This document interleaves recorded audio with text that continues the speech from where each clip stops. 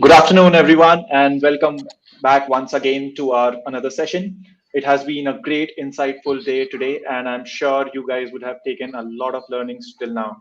But just don't go away. We have a lot more to offer, and we have a lot more information and knowledge to share across with you guys. Please feel free to visit our partner booths as it gives them opportunity. It gives you opportunity to avail their services with exclusive offers, which are available just for today, and it will help you to grow your businesses not only into the current geographies, but they can help you to expand in various other uncharted geographies as well. At the same time, we are start at 4:30. We are starting right now with the taxation hour. Well, what I mean by taxation hour, that we have partners from taxation segment, namely as Pushottam and Associates, Lucria Consult, Ridgeline.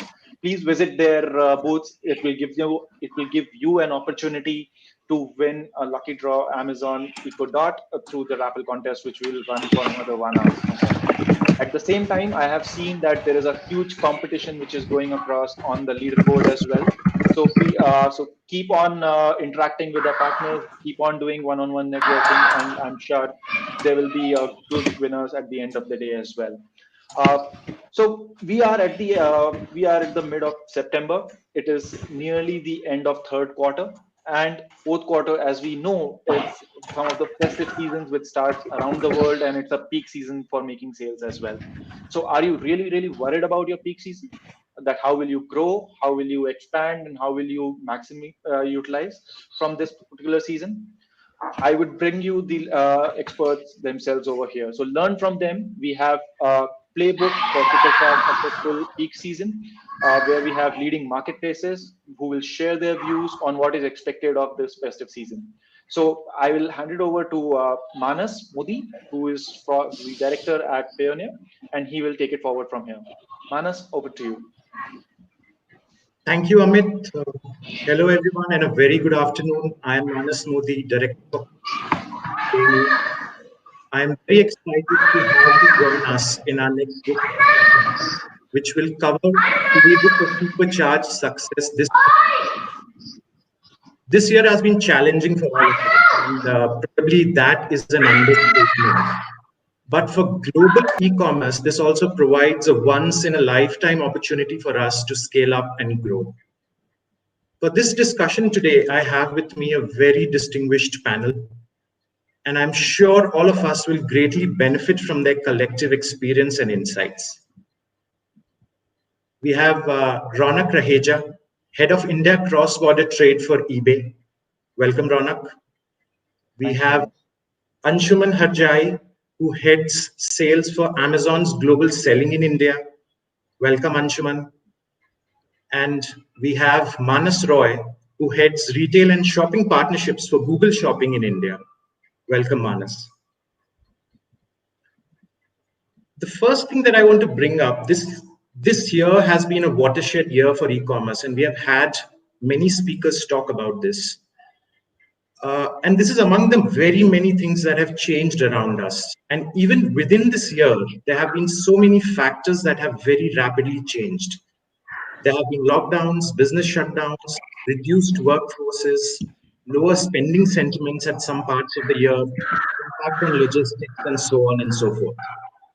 With all of these changing factors, how will this Q4 shopping season in 2020, which is the biggest season for almost all global markets, including the US, be different?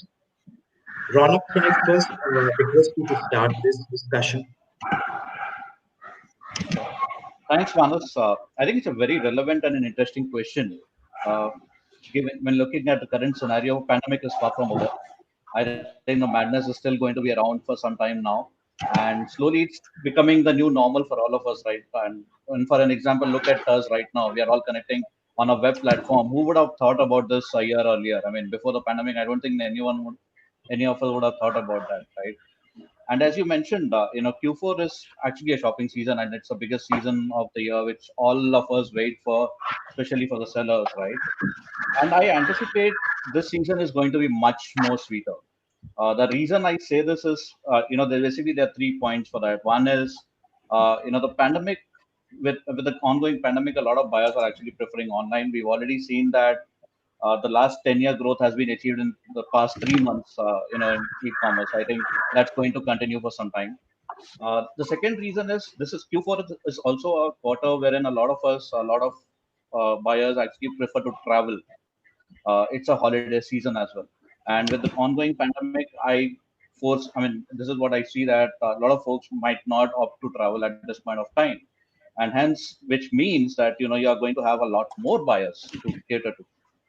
The third, I mean, I'm sure most of you guys must be aware the two big US retail giants, without naming them, have already announced that they wouldn't be open for the holiday season, which is Thanksgiving and Cyber Monday promotions. So, which basically means that, these are the kind of, you have much more bigger audience to cater to. You have a lot more to, sell to the audience. The only thing which I feel will make or break, for a seller is basically, you need to change and you need to adapt fast. This pandemic, nobody had envisaged. We're all in this together. We didn't know that this is going to come through. The only people who would actually thrive in this is if you change and you adapt fast. There are a lot of new categories which have come up, a lot of categories which are actually become the top sellers during the pandemic. If you are there, well and good for you. If you're not, can you actually get into those categories? Something which I would suggest each seller to actually think about. So, bigger scale, more buyers, but we need to change, and we will talk more about this very shortly. Moving on, Anshuman, can I have your thoughts on this, please? Thanks, Manav. Good afternoon to all the sellers, partners who are attending. Thanks, Manas, for having me here. Let me share my thoughts.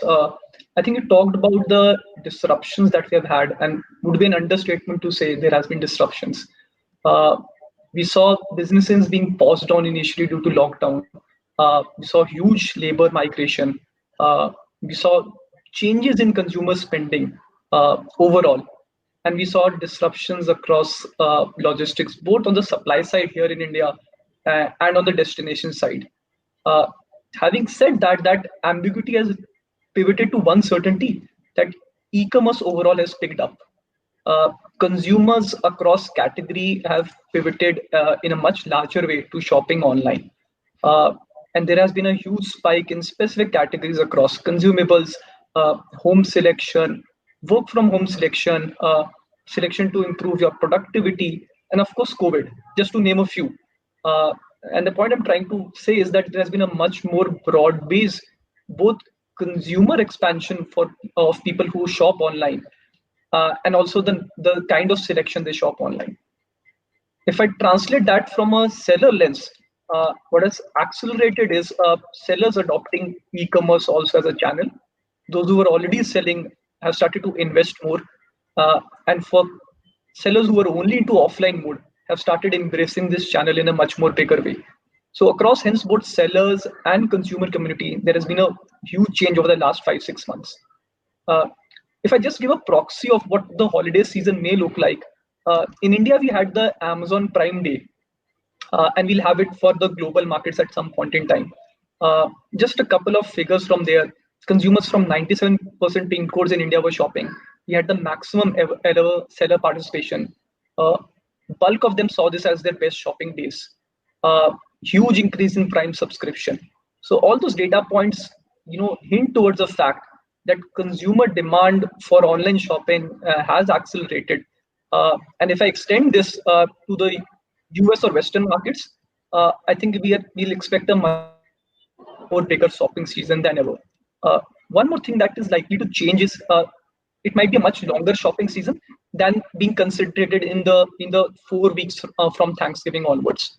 Uh, Partly due to the fact the Prime Day will also happen for Amazon at some point in time, and hence you will see a much early start to the holiday shopping season, which might get complemented by a lot of the other partners in the retail fraternity also starting early. So net net, I think for sellers, it's about just getting prepared much earlier and getting prepared in a much more bigger fashion. Thanks, Anshuman. That's very well put. Among all the uncertainty that we are seeing, one thing is certain, that e-com is going to grow. And thank you for sharing some of the proxies with us, which points to a very clear acceleration.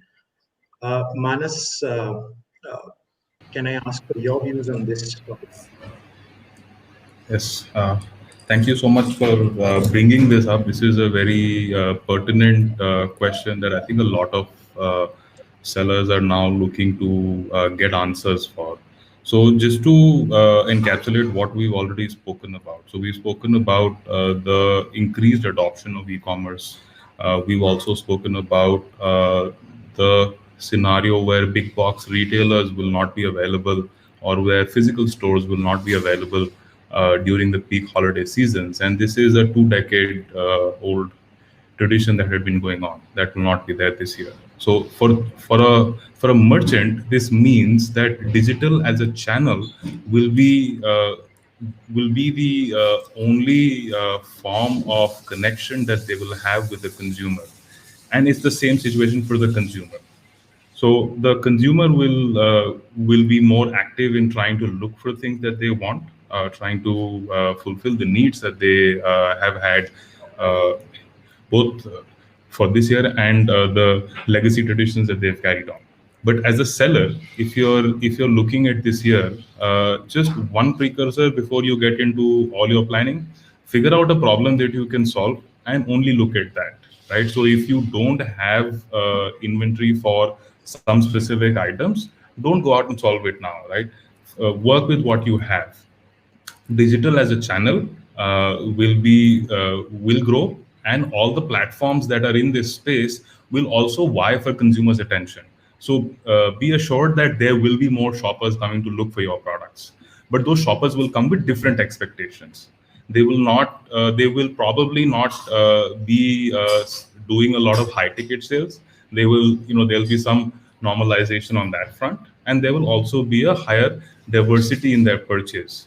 Your legacy purchases will get replaced by products that the consumer is looking at as an immediate need, or is looking to consume them in his new reality. So as a merchant, get into the shoes of the consumer and see what that reality is now. And if you are looking to make changes to, or trying to adapt to the new reality, spread your bets.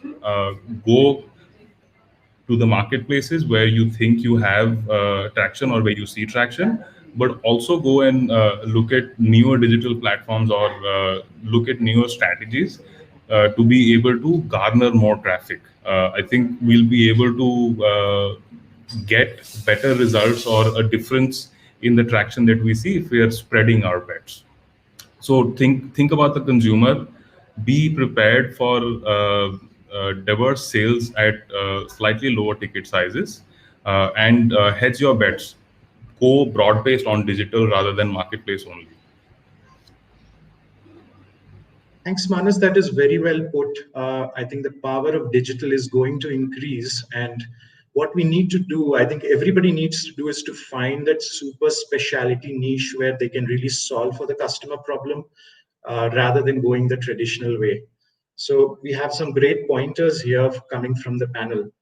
But now shifting gears and moving towards closer to home to our sellers in India.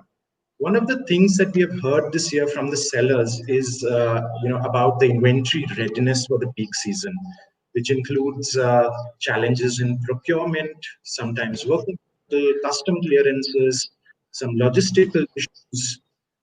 In managing this critical aspect for our sellers, what is the advice that you would have for the sellers to do in for getting ready for the peak? Anshuman, could I request you to start on this topic? Sure, Manas. I think the second quarter of this year has taught us a lot. With the widespread disruptions we had, starting with the pandemic, there was a virtual freeze in a lot of pockets. And hence, what we do tell our sellers more often than not is it's very important to plan ahead. Given that there is a physical distance between where you are based and where the consumers are, it's very important to plan much in advance with your inventory, dispatching it, so that we can be well prepared for exigencies. And that goes without saying. And it includes all the things that you were mentioning, which were talking about procurement, workforce, customs, logistics. All those are very important steps. with the learnings that we have had this year, I think just to summarize the few things which would be very important are be very clear which selection you want to invest in. See the historical data, see the last few weeks data, and make those choices. Uh, Plan your raw material and inventory accordingly. What width you want to carry, what depth you want to carry, and use data to your advantage. Uh, I think I'll just extend to what Manas also said. It's also about hedging. We have seen disruption of supply chain with different logistics partners, and this has been universal. See how you want to hedge with multiple partners, if that may be a possibility, so that you don't put all your eggs in one basket, because disruptions, delays may still continue to happen, given the state we are in, and hence have your backups. And lastly, just try to be flexible with multiple fulfillment options. If you plan well ahead, we always recommend to have your goods in your destination market. Let's say US, if we are talking about that. Preferably, let's do FBA or fulfillment by Amazon and use the fulfillment centers there. But also be nimble in exploring other fulfillment options, if you think that may be the right thing for a selection, and depending on the business situation. I think those would be my few thoughts on that. Right. So a lot of very valid points that Anshuman shared with us. Hedging, or rather broad basing some of the fulfillment channels or fulfillment criteria that you have, making sure that planning well in advance, not just for the fulfillment, right, to the entire procurement process, including raw materials, and also making sure that you are hedging yourself in some way to to minimize the disruption. And I think we had one speaker earlier in the day also talk about how important it is to not be disrupted during the peak season. uh, I'll move on and ask Mr. Roy to share his thoughts on this particular topic. Thank you for sharing your thoughts on this. I think, in general, Anshuman, the direction that he's taken is very apt for the time, because as a merchant, you're always in this dilemma on how best to get your product to your consumer, yet maintain the economics on which your business stands. So when I'm looking at today's scenario, and I'm talking to businesses who have been traditionally operating in this space, are using a wide range of solutions to be able to fulfill their customer orders. Of course, using a range of partners, and also different solutions of having in-market deployment versus using dropshipment solutions has been the norm for quite some time. And I think those solutions are also dictated by the volume and economics of your business. But there are also a few areas where I've seen sellers getting innovative to be able to still be in the sale period, and also work with the challenges that they have. So I've seen some sellers being able to tweak pricing based on the post order experience they're able to provide. So when you are looking at this moment in which your holiday sales will be the biggest contributor to your top line, you can also be tactical in thinking how you want to tweak your price to your consumer, so that you are finding that balance in between the product and the post order experience. As a seller, that can also make a big difference to your both your bottom line and your top line. And those are very individual calls, but these are very pertinent thoughts around which people are now building their business plans for this holiday season. And on top of that, they're also trying to see if there are just in time solutions that they're able to deploy, where they're able to create a supply chain that works on an order basis, which has a shorter delay than normal. So you could be working with manufacturers, or you could be working with vendors on a solution in which they're also as much skin in the game in this time period as you are, so that your entire supply chain has the same incentive to be able to work along with you. Very interesting points brought out here. Having to innovate and make changes in the supply chain. How do you make your suppliers be a part of the ecosystem and make sure that there are minimal disruptions in your supply chain? And at the same time, the other very important point, which we have again heard repeated, how do you talk about the customer experience and work backwards and make the necessary changes, whether it is in pricing or whether it is in any other levers, to make sure that the overall impact on your top line and bottom line is maximized. I think very, very basic points, but it's always good to remember some of these things which really make or break the business. Uh, I'll move on to you, Ronak, and ask you to share your thoughts on this. Yep. Thanks, man. Thanks, Manas. I think my co-panelists have already touched upon inventory, pricing. I think these are two very important factors. I would like to re-emphasize one thing, right? When Q4 is holiday season, there's already a lot of stress on logistics. Combine that with pandemic, I would suggest all the sellers to anticipate logistic issues to happen and plan in advance. My suggestion is for a deploy your inventory, if whatever you can, whatever is your evergreen product which you know sells in a good quantity, have it on the host sites. That will ensure that your speed to reaching the buyer is reduced, and any chances of logistic delays will not impact you as much as it would ideally have if you're shipping from the host country. And the second thing, which I think, which I would want all the sellers to really focus on, is buying behavior. I think with this pandemic, we've seen a lot of behavioral change in buyers. I think Manas Roy also touched upon it previously. This is a very important topic because if you understand what people are looking for, you can actually enhance. You can focus on those inventory, plan your inventory right, and you can actually leverage onto it rather than just focusing on what you've been traditionally selling. I think these are the two important things which I would like to add upon to what has already been discussed, Manas. Right. Thanks for bringing these up, Ronak. So, if I just stitch together all the points that we have heard, we get a very, very nice, sort of playbook that we can use to manage inventory. So, plan well. Make sure that you are hedging your bets really well. Be innovative in terms of how you can manage your supply chain. Uh, but at the same time make sure that you are baking in that things can go wrong, and if they do, make sure that you work backwards from the customer to make changes in other levers that are there to ensure that you are able to provide a really good post order experience. I think that really flows so beautifully. And I think that is something that all of us should keep in mind while we are planning for our Q4 season. Uh, Finally, we have such a great panel here, and I'm going to be a little direct and blunt. And let me ask for pointed recommendations. What are the top two things that you guys will recommend that our sellers do differently, which will make sure that they see success during the holiday shopping season? And Manas Roy, I'll start with you. What are your top two tips for this holiday?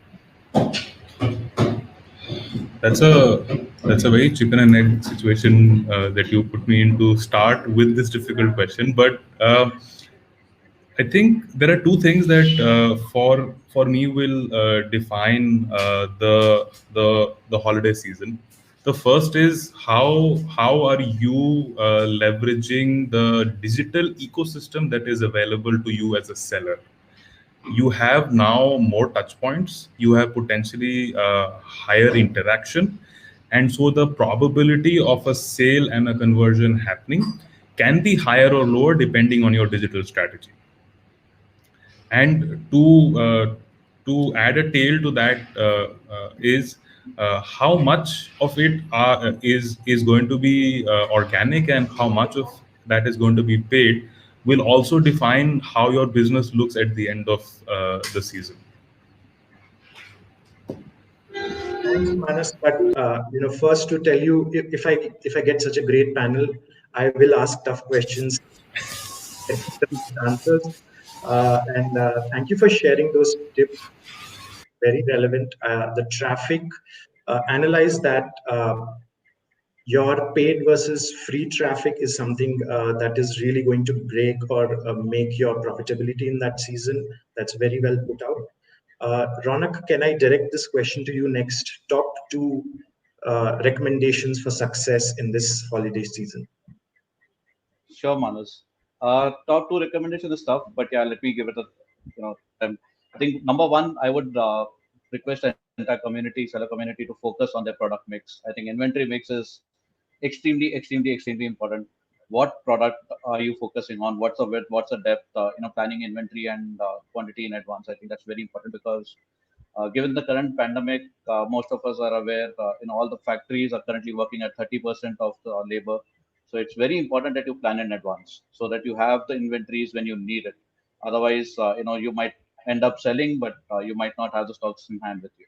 So that's number one. Second, brace for logistic issues.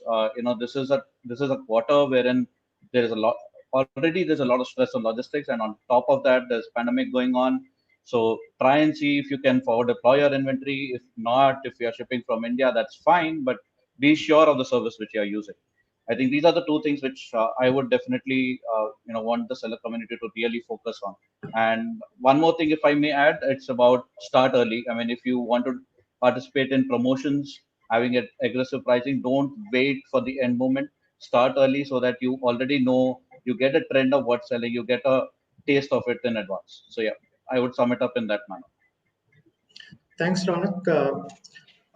I think plan early. Make sure that you are breaking in for disruptions or things not going your way.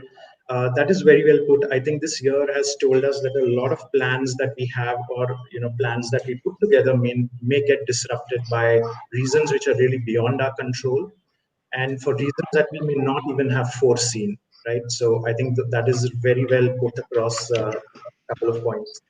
Anshuman, finally, moving on to you, what are the top two recommendations that you would give to our sellers? Right. Thanks, Manu. I think I just would like to re-emphasize on the fact that while we do things differently, a lot of staying with the basics is also important, which is that consumers will always love more selection at lowest possible price and what can be delivered quickly. So that thing always stays constant from a consumer lens. So while we do things differently and adapt to the overall changing environment, let that focus on basics always be there. Couple of things which we should try differently is widen your consumer base. If you have been exporting to one geography or couple of geographies, look at expanding also. There is North America. There are a bunch of markets within Europe. Asia is also evolving a lot. Japan, Singapore, Middle East. So think about selling to a much wider consumer base. Those opportunities keep on multiplying year on year. I think we talked about that in the earlier discussion also.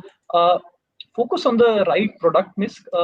Though consumers will tend to be broad-based in terms of what they would desire, few categories might see a higher spike. See if it marries to your selection and you are prepared with the inventory. That could be one thing which can be done differently if that opportunity does arise. But I would just reiterate the fact: focus on the same basics, wider selection, lower pricing, faster delivery. Thanks, Anshuman. Very well pointed out. There are newer markets, expansion of category opportunities, and there is a great need for everyone to evaluate what are the strengths and how they can play. And at the same time, let's focus on the basics. That is really the way to build a long-term business. We have a couple of questions that we have for the audience, and I'm just going to pose that to the panelists as well. So one of the questions that we have is any insights on inventory management for startup brands, especially given the constraint that they may not have a lot of consumer data to make decisions. Let me again, I'll quickly go over and get all three of your insights, and we'll start with Ronak. Yeah, Manoj. On inventory management, I think there are a lot of third-party softwares available currently in the market. You can pick on any of the ones which are, before I can actually recommend, I would actually want to understand the business model a lot more. What business are they in? Are they actually dealing with multiple marketplaces? Because there are a lot of different softwares which solve for different purposes. So, for an example, if it's a brand which is selling across marketplaces, you might want an inventory management, tool software which actually has API integrated with all the platforms. And there are many such solutions available in the market. You can pick any of them. And the second point I think which you raised, Manas, was more on pricing, if I'm not wrong. If you, Uh, because it was about inventory, but go ahead, Ronak. Pricing is a great input to have as well. No, actually, I mean, I thought I understood your question more as which software to pick up, and I don't have much design inputs or something of that sort. So what I was trying to say is that one point is first to understand what you want, look for that appropriate software which is available. The other is for any kind of an uh, you know inputs you need, any kind of a reports you need. I think it's fairly available across. I mean, you just do a Google and you'll get almost everything. It's fairly available, accessible to everyone. Okay. Uh, Anshuman, moving very quickly to you for your insights on this. Sure, Manas. I think as a startup brand, I think you'll already have a rich experience from offline or other channels also. Do stick with those anecdotes, those insights, and as you expand online, try to leverage those also. So that's one. Uh, B, think about early investment of applying for a trademark in a bunch of your destination markets. The moment you do that, you get access to brand analytics and other data points, and can't emphasize enough on the relevant account management support from our team. I think these are all the right investments to make at your end so that you are much more equipped to make the right decisions for yourself. Thanks, Anshuman. Just moving on to you.